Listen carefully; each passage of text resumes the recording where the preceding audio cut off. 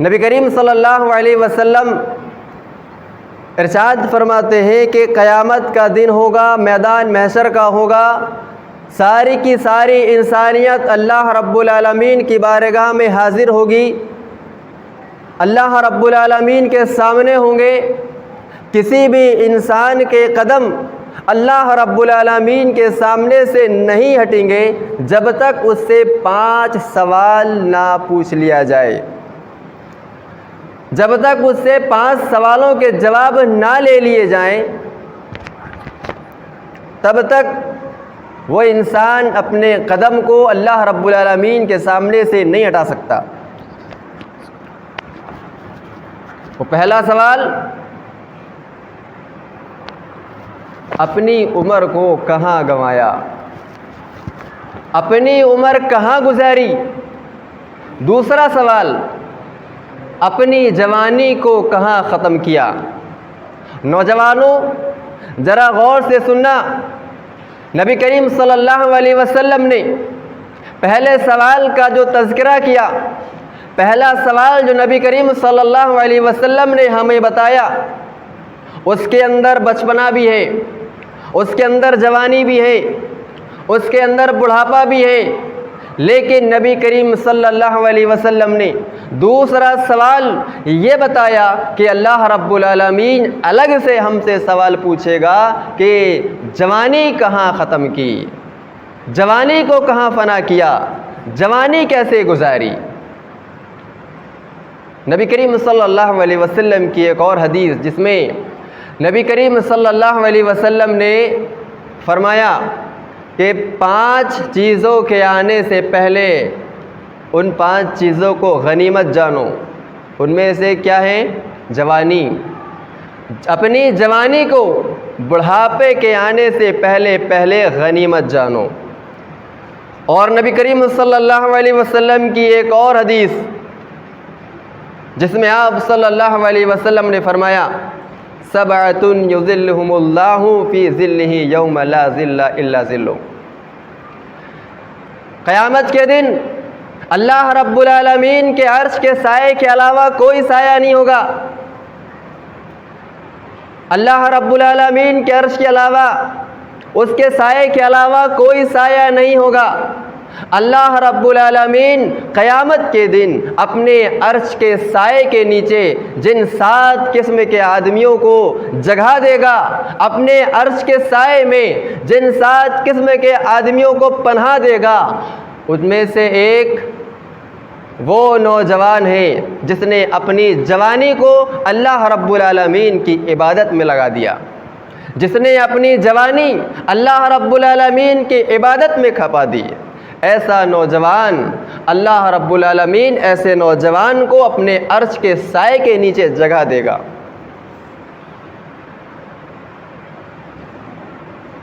اپنے عرش کے سائے کے نیچے اللہ رب العالمین ایسے جوان کو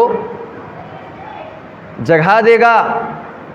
گویا کہ نبی کریم صلی اللہ علیہ وسلم نے ایک طرف نوجوانوں کو خبردار کیا ہے، ایک طرف نوجوانوں کو آگاہ کیا ہے، تو دوسری طرف نبی کریم صلی اللہ علیہ وسلم نے نوجوانوں کو رغبت بھی دلائی ہے تاکہ اس قوم کا نوجوان، اس امت کا نوجوان اپنی جوانی کو فالتو کے کاموں میں برباد نہ کر دے، بیکار کے کاموں میں ضائع نہ کر دے، کیونکہ کسی بھی قوم کا نوجوان اس قوم کے لیے ایک ریڑھ کی ہڈی کی حیثیت رکھتے ہیں۔ نوجوان کسی بھی قوم کا سرمایہ ہوتے ہیں، نوجوان کسی بھی قوم کا سرمایہ ہوتے ہیں، اس کو ترقی دینے میں ان کا بہت اہم رول ہوا کرتا ہے۔ یہی نوجوان ہوا کرتے ہیں، یا یہی وہ نوجوان ہیں جو ہواؤں کا رخ بدلنے کا، ہواؤں کا رخ موڑنے کا ہمت، حوصلہ رکھتے ہیں۔ یہی نوجوان ہیں جو میدان کارزار میں ہار کو اپنی جیت سے بدلنے کی ہمت رکھتے ہیں، طاقت رکھتے ہیں۔ یہی نوجوان ہیں جو مشکل مرحلوں میں اپنی قوم کا سہارا بنتے ہیں۔ یہی نوجوان ہیں جو اپنی قوم کو اوپر لے کر جاتے ہیں، ترقی پر لے کر جاتے ہیں۔ انہی کے ہاتھوں میں تہذیب کی تعمیر ہوا کرتی ہے۔ یہ نوجوان، ان کے اندر سب کچھ کر گزرنے کا جذبہ اور جنون اور حوصلہ رہتا ہے۔ اسی لیے نبی کریم صلی اللہ علیہ وسلم نے جوانی کی عبادت کو بہت اہم عبادت کہا ہے، اہم ترین عبادت کہا ہے جوانی کی عبادت کو۔ اور نبی کریم صلی اللہ علیہ وسلم نے نوجوانوں کو مختلف منصب سے نواز کر، مختلف منصب عطا کر کے ان کی صلاحیتوں کا صحیح استعمال بھی کیا ہے۔ حضرت علی رضی اللہ تعالیٰ عنہ 20 سال کے تھے جب ان کو اسلامی لشکر کا جھنڈا پکڑایا گیا۔ حضرت اسامہ بن زید 18 سال کے تھے جب انہوں نے اسلامی لشکر کی قیادت فرمائی تھی۔ خالد بن ولید کو سیف اللہ کا لقب ملا تھا، اور حضرت مصعب بن عمیر رضی اللہ تعالیٰ عنہ کو مبلغ اسلام بنا کر مدینہ منورہ بھیجا گیا تھا۔ یہ مثالیں بتاتی ہیں کہ نبی کریم صلی اللہ علیہ وسلم نے نوجوانوں کو کتنی اہمیت دی ہے۔ اور یہی دور جوانی جس میں صلاح الدین ایوبی، طارق بن زیاد، محمد بن قاسم، انہوں نے اسلام کی تاریخ کو اپنے کارناموں سے منور کیا۔ اور صرف اتنا ہی نہیں، ان سے بڑھ کر اللہ رب العالمین نے اپنے قرآن مجید کے اندر مختلف انداز کے ذریعے سے نوجوانوں کی عظمت کو واضح کیا ہے، نوجوانوں کی عظمت کو بتایا ہے، اور نوجوانوں کو ان کی جوانی کا صحیح استعمال کرنا سکھایا ہے۔ حضرت ابراہیم علیہ السلام جب شرک کی مذمت اور توحید کی دعوت کا کام شروع کرتے ہیں تو اللہ رب العالمین نے ان کا تذکرہ قرآن مجید کے اندر کیا، اور ان کا تذکرہ کر کے اللہ رب العالمین نے اس بات کو بھی سامنے لایا، اس بات کو بھی ظاہر کیا جو اس وقت اس قوم کے لوگ کہا کرتے تھے۔ کیا کہا کرتے تھے؟ قالوا سمعنا، ہم نے سنا ہے، فتى یذکرہم، ایک نوجوان ہے جس کا نام ابراہیم ہے، یقال لہ ابراہیم، اس کو ابراہیم کہا جاتا ہے۔ کیا کہا کرتے تھے؟ اس قوم کے نوجوان، اس قوم کے لوگ کہا کرتے تھے کہ ایک نوجوان ہے، ہم سنتے ہیں اس کا نام ابراہیم ہے، وہ ہمارے معبودوں کو برا بھلا کہتا ہے۔ اصحاب کہف کا واقعہ قرآن مجید نے سنایا کہ چند نوجوانوں کی ایک جماعت تھی جنہوں نے اپنے وقت کے بادشاہ کے خلاف جا کر اللہ رب العالمین پر ایمان لایا، اور ایسی مثال قائم کی کہ اللہ رب العالمین نے ان کے نام پر قرآن مجید میں ایک سورہ نازل کر دی۔ اسی طرح حضرت یوسف علیہ السلام جوان تھے، ان کی بے داغ جوانی، پاک دامنی کا اعلان قرآن مجید کرتا ہے، اور قیامت تک آنے والے مسلمان نوجوانوں کے لیے مثال پیش کرتا ہے۔ اسی طرح حضرت موسیٰ علیہ السلام، جب ان کی قوم ان کے خلاف ہوتی ہے، ان کی قوم ان کو جھٹلاتی ہے، تو چند ہی نوجوان تھے جو حضرت موسیٰ علیہ السلام کے ساتھ تھے۔ قرآن مجید کے یہ آیاتیں، یہ واقعات یہ ہمیں بتاتے ہیں کہ نوجوانی کی جو عمر ہے وہ عبادت کرنے کی عمر ہے، جوانی جو ہے بندگی کرنے کی عمر ہے، جوانی جو ہے کسی بھی مشن کو، کسی بھی کام کو پورا کرنے کی بہترین عمر ہے۔ لیکن جب ہم اپنی قوم کے نوجوانوں پر نظر ڈالتے ہیں، جب ہم اپنی قوم کے نوجوان کو دیکھتے ہیں تو دل خون کے آنسو رونے پر مجبور ہو جاتا ہے کہ وہ نوجوان جس کے ہاتھوں میں اس امت کی، اس قوم کی تقدیر ہے، وہ اپنے حال کو برباد کرنے میں لگے ہوئے ہیں، وہ اپنے حال کو برباد کیے جا رہے ہیں۔ آج ہمارے مسلمان نوجوانوں کے لیے آئیڈیل کوئی ایکٹر ہے تو کوئی سنگر ہے، کوئی ٹک ٹاکر ہے تو کوئی کرکٹر ہے، کوئی ریسلر ہے تو کوئی ڈانسر ہے۔ اسی لیے آج ہمارے قوم کے نوجوان کسی کی طرح بال کٹاتے ہیں تو کسی کی طرح کپڑے پہنا کرتے ہیں، اس لیے کہ آج ہمارے نوجوانوں کے دلوں میں ان کی محبت بیٹھ چکی ہے، ان کی محبت ہمارے نوجوانوں کے دلوں میں اتر چکی ہے، رچ بس چکی ہے۔ مسلمان نوجوانوں سے میں کہنا چاہوں گا، تمہیں اگر کسی ایکٹر سے محبت ہے تو رہے، تمہیں اگر کسی کرکٹر سے محبت ہے تو رہے، تمہیں اگر کسی سنگر سے محبت ہے تو رہے، تمہیں اگر کسی ریسلر سے محبت ہے تو رہے، کوئی فرق نہیں پڑتا، کوئی اعتراض نہیں ہوتا، لیکن اپنے اندر، اپنے دل کے اندر ایک محبت اور پیدا کرو، اور ان سے بڑھ کر وہ محبت ہونی چاہیے، اور وہ محبت ایسی پیدا کرو کہ آنے والی نسل کو یہ بتاؤ کہ تمہارا آئیڈیل کوئی ٹک ٹاکر نہیں ہے، تمہارا آئیڈیل کوئی فلم اسٹار نہیں ہے، تمہارا آئیڈیل کوئی سنگر نہیں ہے، کوئی ڈانسر نہیں ہے، بلکہ تمہارا آئیڈیل وہ ہے جسے تمہارے رب نے تمہارے لیے بنایا ہے، وہ کائنات کے امام محمد مصطفیٰ صلی اللہ علیہ وسلم۔ رب اعلان کر کے کہتا ہے کہ لقد کان لکم فی رسول اللہ اسوۃ حسنہ۔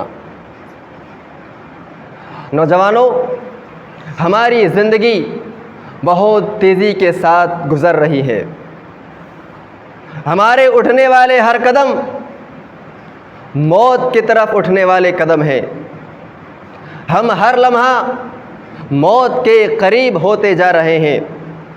اس سے پہلے کہ وہ وقت آئے کہ ہمارے پاس کوئی حجت باقی نہ ہو، اس سے پہلے کہ وہ وقت آئے ہمارے ہاتھ صرف پچھتاوا لگے، ہم اپنی زندگی کو نیکی کی راہ میں لگا دیں،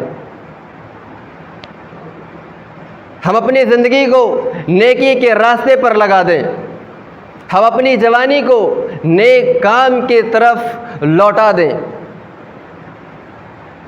نوجوانوں، ہم اس کائنات کے اندر صرف عیش کرنے کے لیے نہیں آئے ہیں، ہم اس کائنات کے اندر عیاشی کرنے کے لیے نہیں آئے ہیں، ہم اس کائنات کے اندر بے حیائی کرنے کے لیے نہیں آئے ہیں، ہم اس کائنات کے اندر جوا کے اڈے پر بیٹھنے کے لیے نہیں آئے ہیں، ہم اس کائنات کے اندر فحاشی کے اڈوں پر جانے کے لیے نہیں آئے ہیں، ہم اس کائنات کے اندر چوری چماری کرنے کے لیے نہیں آئے ہیں، ہم اس کائنات کے اندر گناہ کرنے کے لیے نہیں آئے ہیں۔ ہمارے رب کا فرمان سنو، اللہ رب العالمین کیا فرماتا ہے؟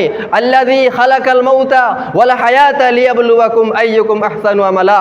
نوجوانوں سنو، ہم اس کائنات کے اندر نیک عمل کرنے کے لیے آئے ہیں، ہم اس کائنات کے اندر اچھے کام کرنے کے لیے آئے ہیں، تو پھر ہماری قوم کا نوجوان کیوں چوک چوراہے پر بیٹھ کر اپنی جوانی کو ختم کر رہا ہے؟ کیوں ہمارا نوجوان اپنے ایمان کا سودا کر رہا ہے؟ کیوں ہمارا نوجوان خود اپنی قوم کو کمزور کر رہا ہے؟ اتنا کمزور کہ آج دنیا ان کے خلاف سازش کرنے پہ کامیاب ہوتی چلی جا رہی ہے۔ کیونکہ ان کو پتہ ہے کہ اب ان کے اندر خالد بن ولید کوئی نہیں، ان کو پتہ ہے کہ ان کے اندر اب اسامہ بن زید کوئی نہیں، ان کو پتہ ہے کہ ان کے اندر صلاح الدین ایوبی کوئی نہیں، ٹیپو سلطان کوئی نہیں۔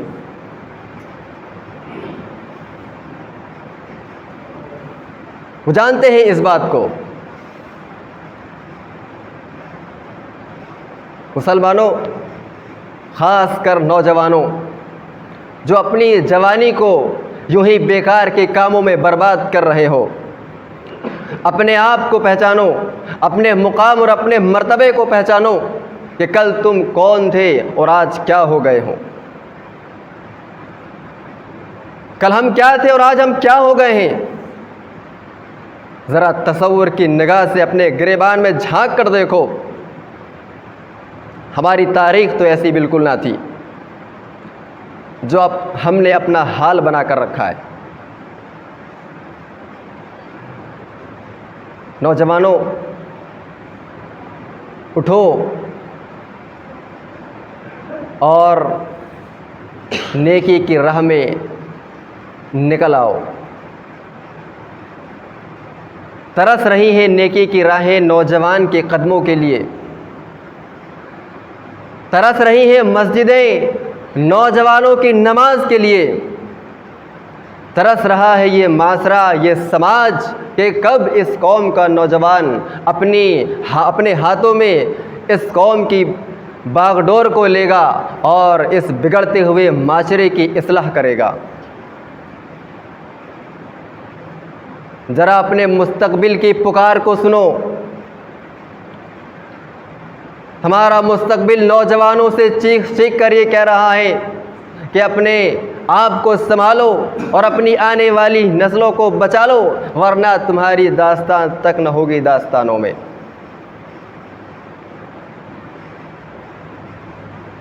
لیکن آج کا نوجوان خاموش ہے، آج کا نوجوان خاموش ہے، آج کا نوجوان اتنا خاموش ہے کہ اسے گناہوں کی دلدل میں پھنسے رہنا اچھا لگتا ہے، وہ نیکی کی راہ میں کیسے آئے گا۔